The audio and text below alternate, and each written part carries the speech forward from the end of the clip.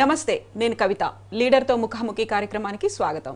ఒకసారి ఎమ్మెల్సీగా, మరోసారి ఎమ్మెల్యేగా, మంత్రిగా ఉన్నటువంటి ఒక పర్సన్ ప్రస్తుతం ఒంగోలు ఎంపీకి పోటీ పడుతున్నారు. అతనే సిద్ధా రాఘవరావు గారు. ఒంగోలు స్థానానికి సంబంధించి తనకున్నటువంటి స్ట్రాటజీ ఏంటి, ఎంపీగా ఎలాంటి వ్యూహంతో ప్రచార సరళి కొనసాగుతోంది, ప్రత్యర్థులు చేస్తున్నటువంటి ఆరోపణలు, ప్రచారాలకు సంబంధించి తనేమనుకుంటున్నారు, ప్రస్తుతం మనతో పాటుగా ఉన్నారు సిద్ధా రాఘవరావు గారు. రాఘవరావు గారు, నమస్కారం అండి. ఎలా ఉందండి ప్రచారం? పర్టికులర్గా ఇక్కడ స్థానికేతరుడికి సంబంధించినటువంటి ఒక పోటీ అనేది కనిపిస్తోంది, మీరు ఎలా చూస్తున్నారు? యాక్చువల్గా మాగుంట శ్రీనివాసరెడ్డి గారు పార్టీ నుంచి పోయిన తర్వాత చంద్రబాబు నాయుడు గారు ఇమ్మీడియట్గా మాగుంటికి ధీటైన వ్యక్తి, పోటీలో ఉండాలంటే మీరే ఉండాలని వారు నన్ను రిక్వెస్ట్ చేయడం జరిగింది. దాని మీద నేను సరే వారికి యాక్సెప్టెన్స్ ఇవ్వడం జరిగింది. యాక్సెప్టెన్స్ ఇచ్చిన తర్వాత గత 10 రోజుల నుంచి ఈ 7 సెగ్మెంట్స్ ఉన్నాయి ఒంగోలు పార్లమెంట్లో, ఇవన్నీ కూడా పర్యటిస్తున్నాం. ఎక్కడికి వెళ్ళినా కూడా పబ్లిక్ కానీ, ప్రజలు కానీ, అట్లానే పార్టీ క్యాడర్ కానీ, తటస్థులు కానీ, మహిళలు కానీ బ్రహ్మరథం పడుతున్నారు. ఎందుకంటే జిల్లా మంత్రిగా 5 సంవత్సరాలు, 22 సంవత్సరాల పార్టీలోనూ కాంట్రవర్సీ లేకుండా ప్రకాశం జిల్లాలో యునైటెడ్గా పనిచేస్తూ అందరం కలుపుకొని పోతూ మనకనేది ఒక ముద్ర ఉంది. అందులో ప్రతి ఒక్కరు కూడా ఎంపీగా సిద్ధా రాఘవరావు గారు గెలిస్తే ఒంగోలు పార్లమెంట్ బాగా డెవలప్ చేయడానికి ఆస్కారం ఉంటుంది అనే ఉద్దేశంతో గ్రామాల వారీగా తరలి వచ్చి స్వాగతం పలుకుతున్నారు. అందువల్ల తప్పకుండా రేపు రాబోయే రోజుల్లో పార్లమెంట్ అభ్యర్థిగా మంచి మెజార్టీతో గెలుస్తాను అనే నమ్మకం నాకుంది. ఎస్, ఇప్పుడు ఇక్కడ స్థానికేతరుడికి సంబంధించినటువంటి ఒక ఆరోపణలు కూడా వినిపిస్తున్నాయి. మీరు ప్రకాశం జిల్లాకు చెందినటువంటి వ్యక్తి, తను మాత్రం ఇక్కడ కాదు అనేది ప్రజల్లో కూడా ఒక ఆలోచన తయారైంది. ఎందుకంటే మాగుంట శ్రీనివాసరెడ్డి గారు నెల్లూరు జిల్లా సంబంధించిన వ్యక్తి, నేను ప్రకాశం జిల్లా, మన జిల్లా వ్యక్తిని గెలిపించుకోమంటాను నేను అప్పీల్ చేస్తున్నాను అందరినీ. అదేవిధంగా నేను దర్శిలో 3,400 కోట్ల రూపాయలతో అభివృద్ధి కార్యక్రమాలు చేశాను. నాకు తెలిసి ఆంధ్రప్రదేశ్లో ఉన్న 175 నియోజకవర్గాల్లో ఈ విధంగా అభివృద్ధి జరిగిన నియోజకవర్గం ఏది కూడా లేదు. అది చూసిన తర్వాత నేను కూడా ప్రజలకు ఒకటే చెప్తున్నాను, దర్శిని ఏ మోడల్లో చేశాను అదే రోల్ మోడల్తో రాబోయే రోజుల్లో దర్శిపోతే ఇంకా 6 నియోజకవర్గాలు ఉంటాయి. నేను అభివృద్ధి చేస్తాను. నేను కూడా ఈ రాజకీయాల్లో సర్వీస్ చేయాలనే ఉద్దేశంతో వచ్చిన వ్యక్తినే తప్ప నాకు రెండో ఆలోచన లేదు. ఆ సర్వీస్ చేయాలంటే రాష్ట్రం ఆర్థిక ఇబ్బందులు, ఫైనాన్షియల్ క్రైసిస్, ఈ టైంలో మనం అంత బడ్జెట్ తీసుకొచ్చి చేయగలిగాం. రాబోయే రోజుల్లో కూడా పశ్చిమ ప్రాంతం, వెనకబడిన ప్రాంతం, ఈ ప్రాంతాన్ని, ఈ గ్రామాలన్నీ కూడా పట్టణ వాతావరణం తీసుకొస్తాను, డెఫినెట్గా చేస్తాను. నాకు ఒక కాన్ఫిడెన్స్ ఉంది. నాకు ఈ తడ మీరు ఓటు వేయండి, నన్ను గెలిపించండి, మీకు అందుబాటులో ఉంటాం, సమర్థవంతంగా పరిపాలిస్తాం. ప్రతి ఎంపీ కార్యాలయం ఒకటి నియోజకవర్గ హెడ్ క్వార్టర్స్లో కూడా ఏర్పాటు చేసి మా సిబ్బందిని కూడా పిఏని కూడా ఇక్కడ ఏర్పాటు చేస్తాం. సమస్యల పరిష్కారం వేగవంతంగా పూర్తి చేస్తాం, ప్రజలకు అందుబాటులో ఉంటామని ప్రజలకు కూడా నేను అప్పీల్ చేస్తాను. మీటింగులో ప్రజలు కూడా దానికి ప్రతి ఒక్కరు కూడా చాలా హర్షోద్వానాలు తెలపటం, ప్రజలు ఒక మంచి ఉద్దేశం, ఈరోజు తెలుగుదేశం పార్టీని గెలిపించాలి. ఈరోజు రాష్ట్రంలో తెలుగుదేశం పార్టీ తప్ప ఏ పార్టీలు కూడా పరిపాలించలేవు. ఎందుకంటే కొత్త రాష్ట్రం, చిన్న బిడ్డ, చాలా సమస్యలు ఉన్నాయి. ఇటు పోలవరం ప్రాజెక్ట్ కానీ, అటనే అమరావతి క్యాపిటల్ నిర్మాణం కానీ, ఇవన్నీ కూడా మధ్యలో ఉన్నాయి. ప్రజలు కూడా ఆలోచిస్తున్నారు, ఈ ట్రిప్ చంద్రబాబు నాయుడు గారికి అవకాశం ఇవ్వాలి. చంద్రబాబు నాయుడు గారు అయితే ఇవన్నీ ఓ విజన్తో పనిచేసే లీడరు, తప్పకుండా ఆయనకు అవకాశం ఇవ్వాలని ప్రతి ఒక్కరు కూడా కోరుకుంటున్నారు. అదే కాకుండా మహిళల్లో ఒక ప్రభంజనం, ఈ పసుపు కుంకుమ తీసుకుని మా అన్నను మేము గెలిపించాలి. అంటే రాష్ట్రంలో 5 కోట్ల జనాభాలో దగ్గర 95 లక్షల మంది మహిళలకు ఇచ్చాం. అట్లానే అన్నపూర్ణ సుఖీభవ, రైతాంగానికి 54 లక్షల మంది రైతులకి మనం అన్నపూర్ణ సుఖీభవ కింద మన వాళ్ళకి 15,000 ఇవ్వటం జరుగుతూ ఉంది. అదేవిధంగా పెన్షన్లు 56 లక్షల మందికి పెన్షన్లు ఇస్తున్నాం. అదే కాకుండా కూడా ఈరోజు ఆదరణ కింద బీసీలకి ఆదరణ 1, 2, 3, అదేవిధంగా ఇంకా అనేక తటస్థులు కూడా రకరకాలుగా మన సంక్షేమ ఫలాలు అందినాయి. దగ్గర రాష్ట్రంలో 5 కోట్లలో 4 కోట్ల మంది సంక్షేమ ఫలాలు వస్తాయి. అందువల్ల చంద్రబాబు గారిని ఎవరు కూడా మర్చిపోరు, ఆయన డెఫినెట్గా గెలిపిస్తారు. ఇక్కడ మేము ఎంపీగా గెలుస్తాం, ఎమ్మెల్యేలు గెలుస్తారు, చంద్రబాబు నాయుడు గారు ముఖ్యమంత్రి అవుతారు. ఈ రాష్ట్రానికి విజన్తో ముందుకు తీసుకెళ్లే ఏకైక వ్యక్తి. 2022కి భారతదేశంలో ఆంధ్రప్రదేశ్ 3 రాష్ట్రాలు అగ్రగామ రాష్ట్రాలు ఒక రాష్ట్రంగా, 29కి నెంబర్ 1 స్టేట్ ఇన్ ఇండియా, 2050కి విజన్తో మనం 2050కి వరల్డ్లో ఆంధ్రప్రదేశ్ ముందుకుండాలి. ఇవన్నీ కూడా ప్లాన్ చేసుకొని చేస్తున్నాం. అందువల్ల చంద్రబాబు చేసే ఒక సమర్థవంతమైన పరిపాలనకి రాష్ట్ర వ్యాప్తంగా ప్రజలు ఎక్కడికి వెళ్ళినా కూడా వారిని గౌరవించి వారిని ముఖ్యమంత్రి చేసే బాధ్యత తీసుకోబోతున్నారు. ఎస్, సిద్ధరాఘవరావు గారికి ఉన్నటువంటి ఆ కాన్ఫిడెన్స్, గెలుపుపై ధీమా ఏంటి? అంత ఖచ్చితంగా మేము గెలుస్తున్నామని చెప్తున్నారు మీరు. మేము చేసే అభివృద్ధి సంక్షేమ ఫలాలు అయ్యే గెలుపుకు ధీమా. అదే కాకుండా కూడా నా సంగతి ప్రతి ఒక్కరికి తెలుసు. నేను సర్వీస్ ఓరియంటెడ్తో పనిచేసే వ్యక్తిని. Service to humanity, service to almighty, మానవ సేవే మాధవ సేవ. దర్శి నియోజకవర్గం ఫర్ ఎగ్జాంపుల్ దగ్గర 110 RO ప్లాంట్లు మా సొంత నిధులతో పెట్టాం. 7-8 కోట్లు అయిపోయాయి. అక్కడక్కడ అవసరమైతే ఎంతోమందిని ఆదుకున్నాం. బాగలేని వ్యక్తులకి, పెళ్ళిళ్ళకి, అదేవిధంగా కొంతమంది ఇళ్ళు, రకరకాలుగా ఫైనాన్షియల్ సపోర్ట్. పేదరికం వ్యక్తికి మనం అన్ని విధాలు ఆదుకుంటున్నాం. అందువల్ల పేదలు మనం మర్చిపోరు, తప్పకుండా అవకాశం ఇస్తారు. ఒకసారి ఎమ్మెల్సీగా చేశారు, తర్వాత ఎమ్మెల్యేగా, ఫుల్ ఫ్లెడ్జ్డ్ మంత్రిగా కూడా చేశారు. ఇప్పుడు ఎంపీగా మీకున్నటువంటి బలాలు ఏంటని మీరు అనుకుంటున్నారు? ఎంపీగా గెలుస్తాం తప్పకుండా. పార్టీ క్యాడర్ ఉంది, తటస్థులు ఉన్నారు, అన్ని కమ్యూనిటీలు సపోర్ట్ చేస్తాయి. ఎస్, ఇప్పుడు ఇక్కడ పర్టికులర్గా మీరు తిరుగుతున్నారు ఒంగోలుకు సంబంధించినటువంటి 7 నియోజకవర్గాలకు సంబంధించి. మన చంద్రబాబు నాయుడు ఇక్కడికి వచ్చినప్పుడు ప్రచారంలో మిమ్మల్ని పులిగా కూడా అభివర్ణించారు. సో ప్రజల దగ్గర నుంచి వచ్చినటువంటి రెస్పాన్స్ ఎలా ఉంది? చంద్రబాబు నాయుడు గారు ఆ పదం ఆడిన తర్వాత ప్రజల్లో ఊపు వచ్చింది. ఇంకా టైగర్ అని ఆయన వాడిన పదం కూడా, ఎందుకంటే వారు ఎప్పుడైతే తప్పుకున్నారో వైఎస్ఆర్ పార్టీలో చేరారో మాగుంట గారు, దానికి ప్రత్యామ్నాయంగా సిద్ధారాఘవరావు గారిని తీసుకొచ్చాం. ఆయన ధైర్యంతో ముందుకు వచ్చాడు.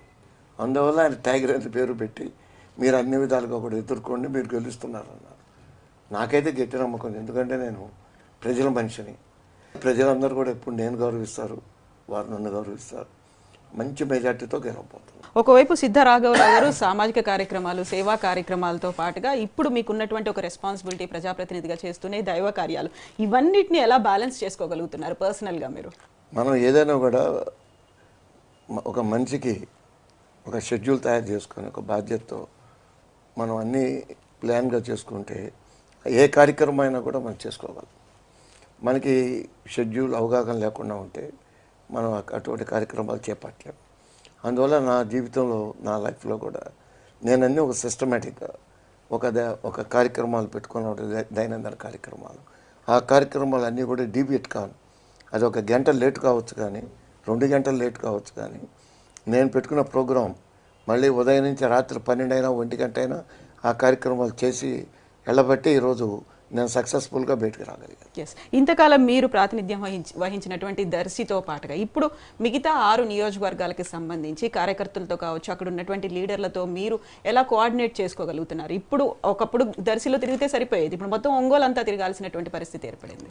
అంటే జిల్లా మొత్తం నా పేరు తెలుసు, అందరితో పరిచయాలు ఉన్నాయి. జిల్లా మంత్రిగా, జిల్లాలో 22 సంవత్సరాల నుంచి ఒక పార్టీ లీడర్గా, అందువల్ల ప్రతి ఒక్కరు కూడా మన ఒక కాల్ ఇస్తే అందరు కూడా మా కాల్కి మనకి గౌరవిస్తారు. ఎస్, ఇప్పుడు ఒంగోలుకి సంబంధించి ఇద్దరు ఒక ప్రముఖ వ్యక్తులు, వెల్ నోన్, అందరికీ తెలిసినటువంటి వ్యక్తులు పోటీ పడుతున్నారు కదా. సో దానికి సంబంధించి అక్కడ ఉన్నటువంటి ప్రజల్లో ఏది మిమ్మల్ని గెలుపు దిశగా తీసుకెళ్తుంది అనుకుంటున్నారు? రాష్ట్ర ప్రభుత్వం తరఫున ప్రభుత్వం అభివృద్ధి సంక్షేమ కార్యక్రమాలు చేపడుతోంది, అండ్ చంద్రబాబు నాయుడు కూడా పదే ఒక మాట చెప్తున్నారు, మీ భవిష్యత్తు నా బాధ్యత అనేది.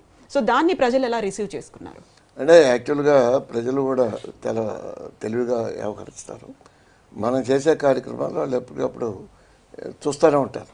ఈరోజు దర్శి ఎగ్జాంపుల్, మన దర్శిలో ఇన్ని కార్యక్రమాలు చేయగలరు కాబట్టి నేను ఈరోజు నేను ఇక్కడికి వచ్చి చెప్తున్నాను, నేను అక్కడ చేశాను, మీరు చూసి రండి, మీకు అదే పందాలు మీకు ఇక్కడ నేను చేస్తాను అనే మాట ఇచ్చినప్పుడు ప్రజలు హర్షధ్వానాలు. ఎందుకంటే రాఘవరావు గారు చెప్పిన మాట వెనక్కి తీసుకోరు, ఆయన దగ్గరికి ఆ సత్తా ఉంది. జిల్లా మంత్రిగా కూడా జిల్లాకి కావాల్సిన 3,000 కోట్ల రోడ్డుకి తీసుకురావడం కానీ, రామాయపట్నం సీపోర్ట్ కానీ, అతను ఏషియన్ పేపర్ బిల్ కానీ, 24,550 కోట్లతో జిందాల్ ఇండస్ట్రీ కానీ, దొనకొండ ఇండస్ట్రియల్ కారిడార్ కానీ, IIIT కానీ, ప్రకాశం యూనివర్సిటీ కానీ, అట్లా మైన్స్ యూనివర్సిటీ, చిరుధాన్యాల యూనివర్సిటీ, సో మెనీ యాక్టివిటీస్లో జిల్లాను కూడా పికప్ చేశాం. అందువల్ల మన ప్రతి ఒక్కరు కూడా జిల్లా మంత్రిగా, జిల్లా నాయకుడిగా అందరికీ మనకు పరిచయాలు ఉన్నాయి. ప్రతి ఒక్కరు కూడా గౌరవిస్తారు. ఎస్, ఇప్పుడు రాష్ట్ర విభజన జరిగిన తర్వాత వస్తున్నటువంటి మొదటి ఎన్నికలు. 5 ఏళ్ల కాలంలో మనకి కేంద్ర ప్రభుత్వం సహకరించలేదు, విభజన హామీల అమలు జరగలేదు, నిధుల విడుదలలో జాప్యమైంది, ఇచ్చిన వాటిని కూడా వెనక్కి తీసుకోవడం, ఇవన్నిటితో పాటుగా మీరు ఇప్పుడు ఎంపీగా గెలిచిన తర్వాత మీకు మోర్ రెస్పాన్సిబిలిటీ అనేది ఎక్కువ వస్తుంది. ప్రకాశం జిల్లా వెనకబడిన జిల్లా కాబట్టి జిల్లాకు చేయాల్సిన పనులు చాలా ఉన్నాయి. కేంద్రం నుంచి పోరాడి తీసుకురావాల్సింది. ఎంపీగా మీ బాధ్యత అనేది ఇంకా రెట్టింపు అవుతోంది. దాన్ని ఎలా చూస్తున్నారు మీరు భవిష్యత్తుని? డెఫినెట్గా మీరు చెప్పింది వాస్తవం అది. ఎందుకంటే మనకు రీఆర్గనైజేషన్ యాక్ట్ ఒకటి ఉంది. యాక్ట్లో మనకు 19 అంశాలు ఉన్నాయి. ఈ 19 అంశాలు కూడా కేంద్రం మనకు సహకరించట్లేదు. దానికోసమే కదా ఈ మధ్యకాలంలో ఎన్డీఏతో కూడా తెలుగుదేశం పార్టీ వారితో కూడా కటాప్ చేసుకొని ఈరోజు ధర్మ పోరాటం మీటింగ్ పెట్టి గత 7-8 నెలల నుంచి రాష్ట్ర వ్యాప్తంగా ప్రజల్లో దీని మీద చర్చ జరుగుతుంది.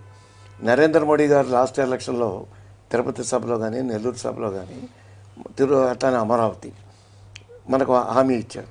హామీలు నిలబెట్టుకోలేదు. అందువల్ల మనం భేటీ రావటం జరిగింది. మనం ఏదైనప్పటికీ రాబోయే రోజుల్లో మీరు అన్నట్టు బాధ్యత ఎక్కువ. డెఫినెట్గా రెస్పాన్సిబిలిటీని మనం రీఆర్గనైజేషన్ యాక్ట్ కానీ, స్పెషల్ స్టేటస్ కానీ దీని మీద మేము ఫైట్ చేస్తాం. తప్పకుండా దానికి కానీ, అట్లానే జిల్లా అభివృద్ధికి కానీ, అదేవిధంగా పార్లమెంట్ అభివృద్ధికి కానీ తప్పకుండా ఫండ్ తీసుకొచ్చి డెఫినెట్గా మేము ఏదైతే అష్యూరెన్స్ ఇచ్చామో ఎందుకు కూడా పూర్తి చేస్తాం. ఎందుకంటే రాబోయే రోజుల్లో సెంట్రల్లో కూడా బీజేపీ గవర్నమెంట్ వచ్చే అవకాశాలు లేదు. డెఫినెట్గా అక్కడ కోయలేషన్ గవర్నమెంట్ వస్తుంది. డెఫినెట్గా దానికి చంద్రబాబు గారు నాయకత్వం తీసుకోబోతున్నారు. చంద్రబాబు నాయుడు గారు డెఫినెట్గా మనకు కావాల్సిన రాష్ట్రానికి అక్కడ లీడర్స్తో మాట్లాడి ఇవన్నీ కూడా పూర్తి చేసుకునే అవకాశాలు. ఎస్, కేంద్ర ప్రభుత్వం వెనకబడిన జిల్లాలకి ఇచ్చేటువంటి నిధుల్ని కూడా వెనక్కి తీసుకుంది. అందులో ప్రకాశం జిల్లా కూడా ఒకటి ఉంది. అయితే దీనికి సంబంధించి కంప్లీట్ వ్యూహం ఎలా ఉండబోతోంది ఒంగోలు అభివృద్ధికి సంబంధించి సమగ్రంగా? ఇప్పుడు కేంద్రంలో సెంట్రల్లో ఎన్డీఏ లేకపోతే ఆటోమేటిక్గా చంద్రబాబు గారు ఏం చెప్తే జరుగుతుంది. దాని గురించి ఆలోచించాల్సిన పని లేదు. ఈరోజు దగ్గర 22 పార్టీలని ఒక వేదిక మీద తీసుకొచ్చి యునైటెడ్గా లీడర్స్ పనిచేస్తున్న నాయకుడు చంద్రబాబు నాయుడు గారు. ఇప్పటిదాకా జరుగుతున్నటువంటి ప్రచార సరళిని వ్యూహాన్ని మీరు గమనించిన తర్వాత ఇప్పుడు 10 రోజులు మాత్రమే మిగిలిపోయింది మనకి క్యాంపెయినింగ్ ఎండ్ అవ్వడానికి. సో మీది గెలుపు అనేది ఒక నల్లేరు మీద నడక, స్మూత్ సెయిలింగే అనుకుంటున్నారా? ఎంత మెజారిటీ వస్తుందని ఎక్స్పెక్ట్ చేస్తున్నారు? మెజారిటీ, భారీ మెజారిటీ వస్తుందని ఎక్స్పెక్ట్ చేస్తున్నాం. ప్రజలు ఏంటంటే మార్పు కోరుతున్నారు. ఒక మంచి వ్యక్తిగా ఆదరణ ఇద్దాం, జిల్లాను అభివృద్ధి చేశాడు, అట్టాను మా ప్రాంతాన్ని కూడా అభివృద్ధి చేస్తారని పశ్చిమ ప్రాంతం సంబంధించిన ఇక్కడ ప్రజానీకం అంతా కూడా ఎదురు చూస్తున్నారు. డెఫినెట్గా నాకైతే ఒక మంచి కాన్ఫిడెన్స్. చంద్రబాబు నాయుడు గారు ప్రచారంలో పదే చెప్తున్నారు, ఒక విజ్ఞప్తి చేస్తున్నారు. అసెంబ్లీకి సంబంధించి శాసనసభలో 175 స్థానాలు మనం గెలుచుకోవాలి, పార్లమెంట్లో 25 గెలుచుకోవాలి.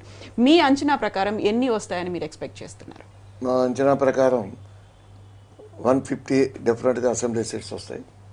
పార్లమెంట్ కూడా 21-22 పార్లమెంట్ స్థానాలు వచ్చే అవకాశాలు ఉన్నాయి. ఏదైనా కూడా ఈ ఎలక్షన్ వన్ సైడ్ ఎలక్షన్. ఎందుకంటే వెల్ఫేర్ డెవలప్మెంట్ సర్వీస్ భారతదేశంలో ఎక్కడలేని విధంగా జరిగింది. ప్రజలు అందరూ కూడా యాక్సెప్ట్ చేస్తున్నారు. మేము ఒక ఇంటికి ప్రచారానికి వెళ్తే మీరు వెళ్ళిపోండి, ఎందుకు తిరగటం ఎండలో, మేము ఇన్ని తీసుకుని బాబు గారికి అన్యాయం చేయాలంటున్నారు. ఒక నిర్ణయం తీసుకున్నామని చెప్పేస్తున్నారు. ఇప్పుడు మనకి ప్రచారానికి చాలా తక్కువ సమయం మిగిలిపోయిన నేపథ్యం, రాత్రికి రాత్రే మారిపోయేటువంటి పాలిటిక్స్ కనిపిస్తుంటాయి. ఇప్పటిదాకా మేనిఫెస్టోలో పెట్టింది కాకుండా పర్సనల్గా వెళ్ళి వాళ్ళకి ఇంకేదో ప్రలోభాలు పెట్టడం, ఇవన్నీ అవి ఇంకా పెరిగే స్టేజ్లో ఉన్నాం ఇప్పుడు మనం. పాలిటిక్స్లే సహజం అమ్మాయి, వాళ్ళు కూడా ఒక ఆలోచన ఉండాలి. ఇటువంటి పద్ధతులు చేసిన వ్యక్తులకి ప్రజల దగ్గర ఆదరణ ఉండదు. అంతే తప్ప ప్రజలు ఫిక్స్ అయిపోయారు. నాయకులు ఒకవేళ ప్యాకేజీలు తీసుకున్న ప్రజల వరకు మారరు. అది సైకిల్ గుర్తుకొట్టేయాలి అనే ఒక నిర్ణయానికి రాష్ట్ర వ్యాప్తం కూడా రావటం జరిగింది. ప్రజలు ఒక నిర్ణయం తీసుకున్నారు, ఆ నిర్ణయానికి కట్టుబడి ఉంటారనేది డెఫినెట్గా దానికి తిరగలేదు. థ్యాంక్ యూ సో మచ్ రాఘవరావు గారు. సో దట్స్ ఆల్ విత్ సిద్ధ రాఘవరావు గారు. తను ఖచ్చితంగా గెలిచి తీరుతానని ఒక నమ్మకం ఉంది. అలాగే ప్రజలు కూడా ఒక నిర్ణయాన్ని తీసుకున్నారో ఆ నిర్ణయానికే కట్టుబడి ఉంటారనే నమ్మకం అందరిలోనూ ఉంది.